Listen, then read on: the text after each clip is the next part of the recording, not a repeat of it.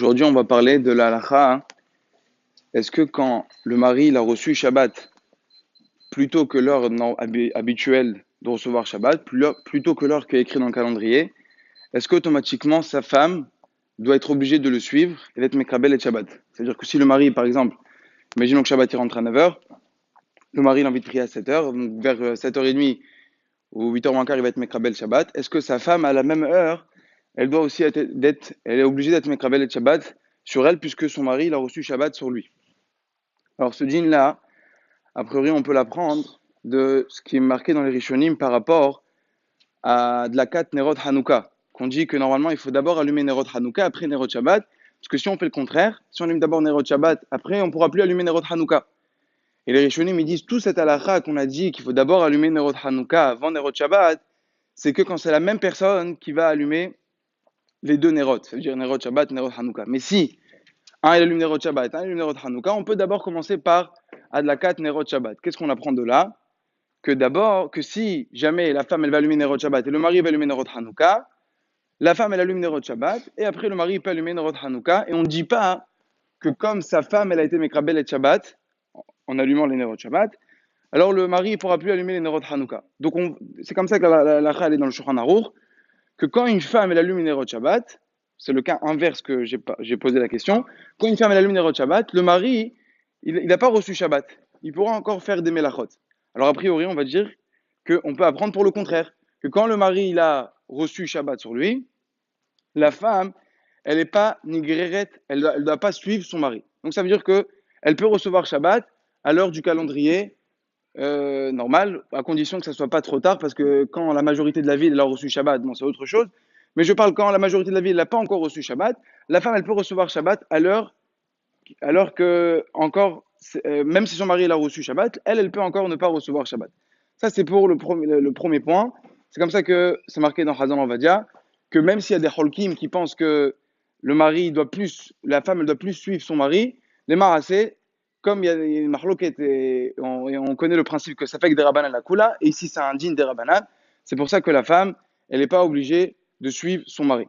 Maintenant, un deuxième point, c'est est-ce que le mari, il aura le droit de demander à sa femme, une fois qu'il est rentré à la maison Shabbat, de lui faire un travail? Parce qu'on a dit, elle n'a pas reçu Shabbat. Alors ce djinn-là, il faut d'abord savoir que on ne va pas parler d'un cas d'un homme et une femme, on va parler de deux amis. Reuven et Shimon. Reuven, il a reçu Shabbat, il rentre à la maison, il voit que Shimon, il n'a pas encore fait la tefila, il n'a pas encore reçu Shabbat. Est-ce qu'il a le droit de lui dire de lui faire le code? Ou bien de mettre la plata? Alors, Shulchan Aruch, il dit clairement que dans ce cas-là, on a le droit. Quelqu'un qui a pas encore reçu Shabbat, il pourra faire un travail pour son ami. D'où on a appris ça? Parce qu'il y a marqué dans le Beth Yosef, il ramène l'orage Bakiji, que si quelqu'un, par exemple, il est dans la ville A, et il a son ami qui est dans la ville B, et il se voit pendant Shabbat, alors Reuven, il dit à Shimon, s'il te plaît, j'ai des fruits dans ta ville, moi j'ai pas le droit d'aller parce que c'est en dehors du trône, j'ai pas le droit de marcher jusqu'à là-bas, s'il te plaît, garde mes fruits qui sont dans ta ville, et moi je vais garder les tiens.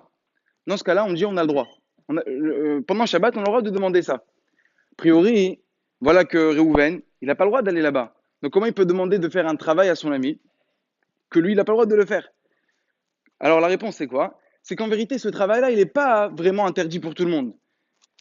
Plus clair, ça veut dire que ce travail-là, d'aller garder les fruits, même Reuven, il avait le droit d'aller s'il voulait. Comment? Si jamais il y avait des bourganines, si jamais la ville, même si la ville, il y a la dernière maison, on sait que le trompe, c'est à partir de la dernière maison, mais si, imaginons, on allonge la ville en mettant encore des tentes jusqu'à l'endroit où il a besoin, ça serait permis d'y aller. Alors ça s'appelle que cet interdit, il est interdit, mais que pour l'instant. Mais il y aurait une possibilité qui serait permis. Alors la même chose ici. Comme moi j'ai reçu Shabbat, même si pour moi tout est assourd, j'ai le droit de rien faire, mais comme si j'aurais pas reçu Shabbat, j'aurais pu faire ce travail, j'aurais le droit de demander à mon ami. Comme ça, c'est marqué dans le Beth Yosef, et c'est comme ça, là, comme j'ai dit dans le Shulchan Aruch, la Maskrana, qu'on peut demander à un autre ami de nous faire un travail. Alors maintenant, on revient à la question, est-ce qu'on pourra demander, l'homme il pourra demander à sa femme?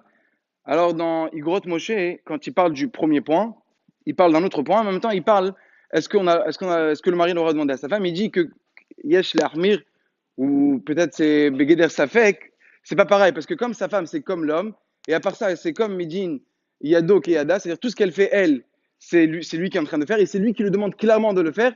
Donc, Yesh le Ahmir, de ne pas demander à sa femme. Et chez Madame Varmata dans la Mishnah.